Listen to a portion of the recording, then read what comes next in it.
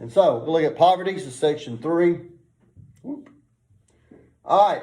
The poverty threshold is an income level below which income is insufficient to support a family or household. The poverty rate is a percentage of people in a particular group who live in a household below the official poverty line.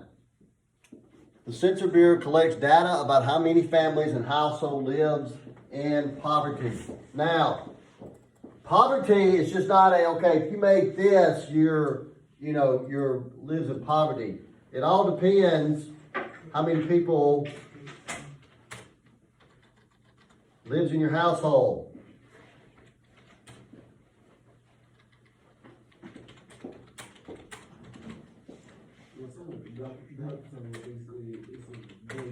So, let's see, the poverty guidelines. Okay. In the United States, as far as the poverty line goes, if you are one person and you make less than $12,760 a year, you are poor. You're below the poverty line. Well, I'm in poverty because I live on myself. So anyway, 12,600. I feel like that should be a little bit higher.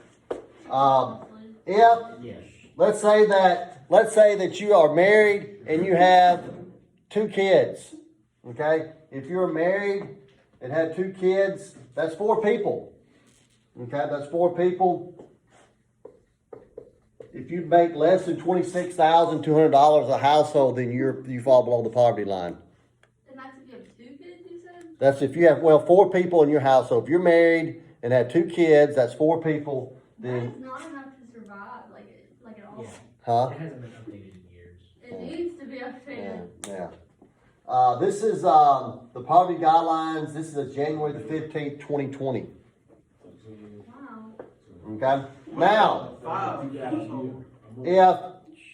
if you're married, let's say you're married, okay, and you have 6 kids. If you make less than $44,120, you're below the poverty line. That should be so much higher. That should be at least 100 Yeah. grand for 6 kids. 8 We're people. talking about poverty. We're talking, poverty is you barely can exist with that. But they're saying that anything above that, you're fine. Like, No, it's not saying you're fine. It's saying that, You're not just. you're not considered poor. Okay? still. It's crazy to think about though. Like there is some households that have that. Though. Yeah. It's crazy to think about. Yeah. So, They have like, say a family has 6 kids and there's still some that don't make that much. yeah. So, when you think about a teacher starts off making what, $35,000 a year in Mississippi? Would you make 103? Because you're a coach and a teacher. And a bus driver. I think And a bus driver. they should Alright. raise They just get free minimum games. wage for teachers.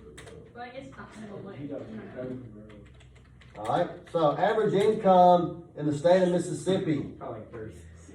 You go look at CBA. It says that the average person in Mississippi, we're talking about, is $23,000. That's what the average makes in Mississippi. One person. One person average. Take time. $23,000 a year. Okay. In Mississippi, though, when you look at Mississippi, 19% of the people fall in that poverty category. Whether it be they're by themselves, making less than $12,000, or they've got 2 or 3 kids, or married and making $25,000. 19% of the Mississippi population falls into the poverty category. So where do you go to see them? Huh? Where do you go to see them? On the internet. What's that like? Poverty? Yeah. Anywhere. It's all over the place. Delta, Union, yeah, it's, You have a lot of poverty to be like a first world country. Yeah, we got a lot of poverty in Mississippi. Oh, I just mean Where like in is it? America. Huh? In America, we have like I'm so living much, poverty. like the first world country, you know? We're still Boy. better off You than. gotta most, even poor people have like homes. You know, the thing about the United States, our poverty in the United States compared to other, you know, I was watching the news the other night, it's talking about the people that were, you know, that were hungry, they're opening up food banks and people coming to get the food and stuff, which is great. But people were pulling up in SUVs. I mean, in a lot of countries, they're walking barefooted with nothing, that's it, that's all they got. And there are no roads. Yeah, there are no roads. So our poverty is kind of different than other people's poverty. We're a lot better off than most countries. I read like a statistic that said like the poorest people in America are still in the Yeah, top they're still, 13%. yeah, no doubt about it, yeah, yeah. Like I said, if you're in one of these third world countries and you're trying to get food, you're not driving up in an SUV. Yeah. You're on We your, have a lot of homeless people in this country though. yeah, we do have some homeless people, yeah. My mom complains every time we go to Meridian, she'll be like, oh, there's another homeless man Yeah. on the side of the street. Yeah. But, you know, Like, mama. yeah. Alrighty, causes of poverty. Lack of education, that's the number one. Lack of education. The median income of high school dropouts, and this was 1997, was 16,000, which is above the poverty line for a family of four. You can probably up that a little bit, but still, lack of education. On average, people living in inner city earns less than people living outside the inner city. Increased divorce rate results in more single parent families and more children living in poverty. The destruction of the family. Obviously, if you're by yourself, obviously you have, you know, I grew up, my mother and daddy took care of me. I didn't live in poverty. If you're living by yourself or if you have a single parent that's taking care of you, you are more likely to live in poverty. It's just a, you know, a numbers game. Takes a village. Yeah. Workers without college level skills have suffered from the ongoing decline of manufacturing and the rise of service and high technology jobs.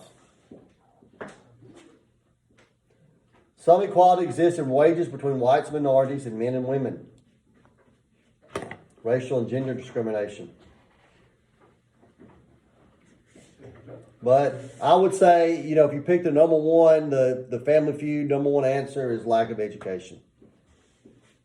You get an education, you graduate from high school, you learn to do a trade or go to college or learn to do something, you're not going to be in poverty. What should I study if I want to invest in stocks? Business. Business. Remember, if you had a business degree, it's hard to find a job. Yeah. It'd be really good. Yeah, yeah, That's why I'm double majoring in business and financial advising. yeah, yeah, yeah. So, Always need. So I'm doing English and film. you're going to be a teacher. No. So anyway, I promise you will be a teacher. No. Yeah. Dude, you better not become a teacher. I'm going to go back and stalk you. I can do a business. I told you. Hang up the phone. So anyway, all right, racial and gender discrimination. Alrighty. Income distribution in the United States, income equality. The Lorenz curve illustrates income distribution. In 1999, studies showed that the richest 2.7 million Americans received as much income after taxes as the poorest 100 million Americans. It's even worse today. Yeah, it's probably worse today. Difference in skills, effort, inheritance are key factors to understand the income gap. We do have some, obviously, some income inequality in the United States. But what if they mean receive as much income? Like That's- they make as much money, have Yeah. as much wealth. Yeah. As the bottom 100 million. Then the bottom 100 million, yeah. That's in 1997. It's probably worse then. Especially I'm after so the confused about what that epidemic. means. Or the pandemic. That's basically saying that the richest 2.7 million Americans, okay, they make as much as the poorest 100 million people combined. combined. Oh. Combined. Why Yeah. did they put combined? Yeah. Okay. Combined. Okay. Crazy. So, there's an income distribution gap, in, United States.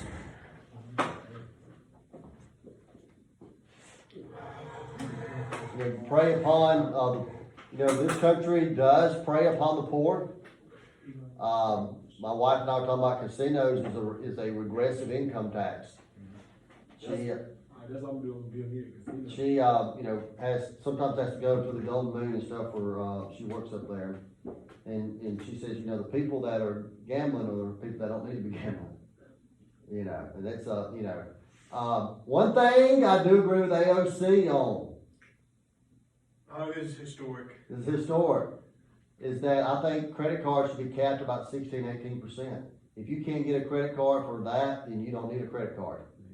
Yeah, that's. And because you prey on people on, you give somebody 28% interest on a credit card and give them There's no way you can pay that. $500 I credit.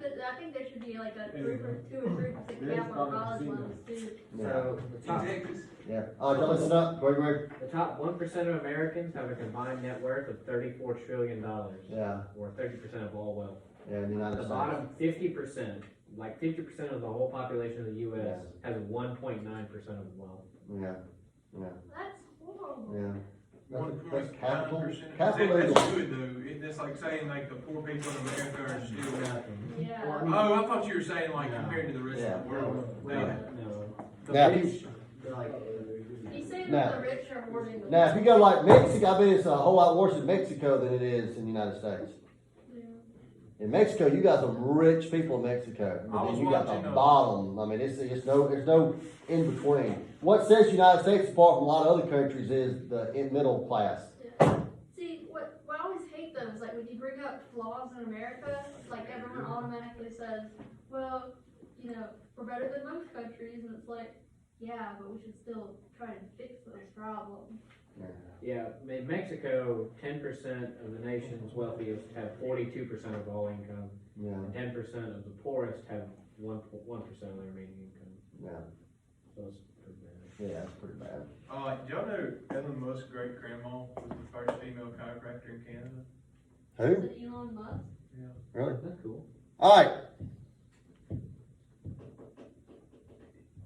Here we go. Government policies combating poverty.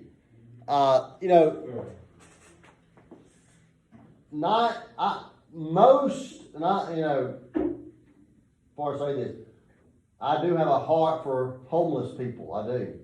Okay. However, a lot of the homeless people in the United States is a lot of mental health reasons. Yeah. Okay? Or, because we have systems in place in the United States where nobody should be hungry and somebody should have a shelter over their head. Okay? From these right here. Okay? Now there are rules and stuff that you have to follow with this. Okay?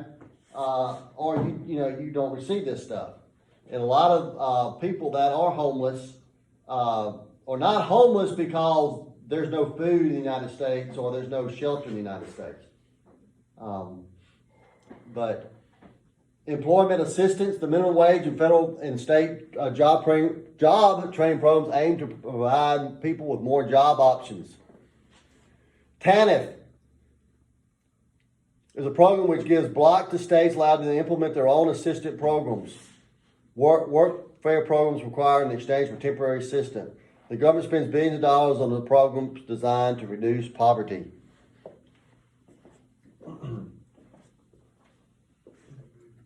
So, I believe that, if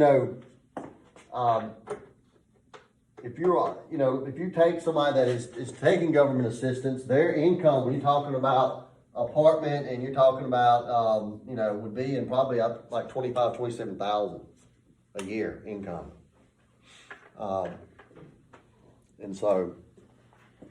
But the problem is if you're on assistance like that and you have 5 or 6 kids, then, that's gonna be tough. And so, these are government policies to combat poverty. Yeah, on that list of causes, the number one cause would really be mental illness. It's the number one. You're talking about poverty? Yeah, Yeah, yeah, yeah, 'cause like even like addiction, like, yeah, I did, yeah, this is a mental illness. yeah, it is, yeah, oh, yeah, there's no doubt about it. It's like, there's a lot of people that, when you tell them that, they're like, oh, well, like when it's addiction and stuff is a problem, they're like, well, that's their own fault. Yeah, It's like, yes and no. yeah, It's yeah. nuanced. yeah.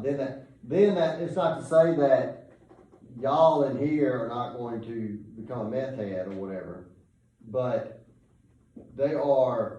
you have safeguards against that because you have family structure and people that love you every day. And that's, and so these people that, that do not have that family structure are more likely, to get involved in drug addiction and stuff like that.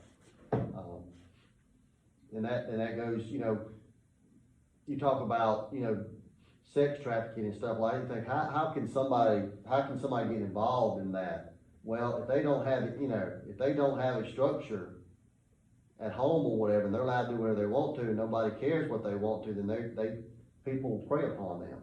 And also, a lot of it's like emotional manipulation. Yeah, oh yeah, I mean, there's a lot of that too.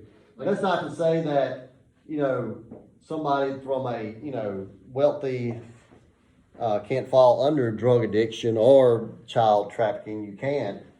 But the chances of, if you have a structure,